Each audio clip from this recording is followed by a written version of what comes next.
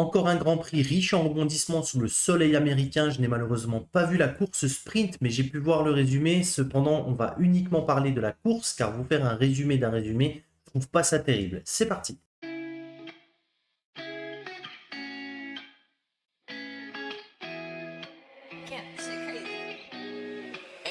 This shit high, boy. Shawty catch a vibe, yeah, I had to put her on. Bought a two-seater, yeah, we heading for the sun. Shawty got my high, I ain't tripping for the funds. Yeah, I won't start, I ain't tripping, I won't start.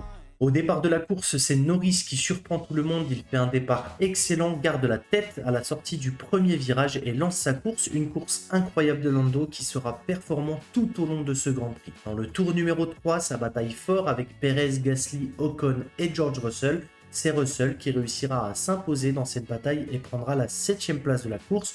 On voit que les autres pilotes arrivent à dépasser Ocon assez facilement.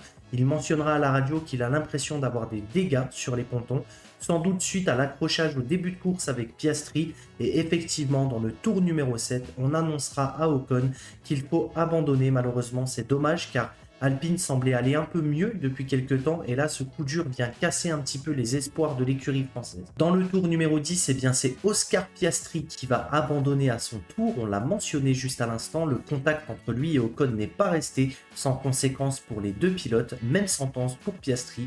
Problème de ponton et résultat, il doit abandonner la course. Dans l'ensemble, la course va se dérouler plutôt bien, mis à part quelques plaintes. De nombreux pilotes disaient que le vent semblait causer des petits soucis. C'est vrai que ça soufflait beaucoup pendant la course et je pense que ça n'a pas dû aider les pilotes sur la piste.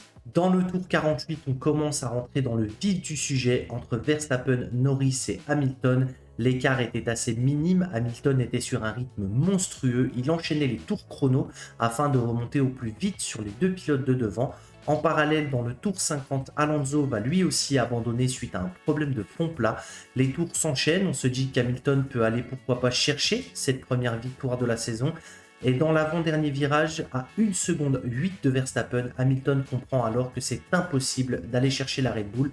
C'est donc Verstappen qui s'impose, suivi de Lewis et Norris. J'aurais aimé terminer la vidéo sur ce classement, mais à 2h30 du matin, la FIA nous informe que Lewis et Charles Leclerc sont disqualifiés de la course suite à un problème de fond plat. Vraiment, cette pièce aura été la bête noire de nombreux pilotes ce week-end. Pour une fois que Mercedes apportait une nouvelle pièce qui en plus était performante, eh bien ils se font punir une nouvelle fois.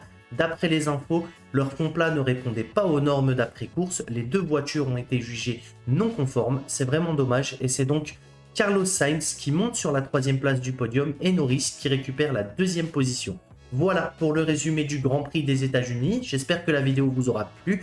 N'hésitez pas à me dire en commentaire ce que vous en avez pensé, ce que vous avez pensé de ce Grand Prix. Moi, je vous dis à très vite pour de nouvelles vidéos. C'était Malo. Ciao, ciao!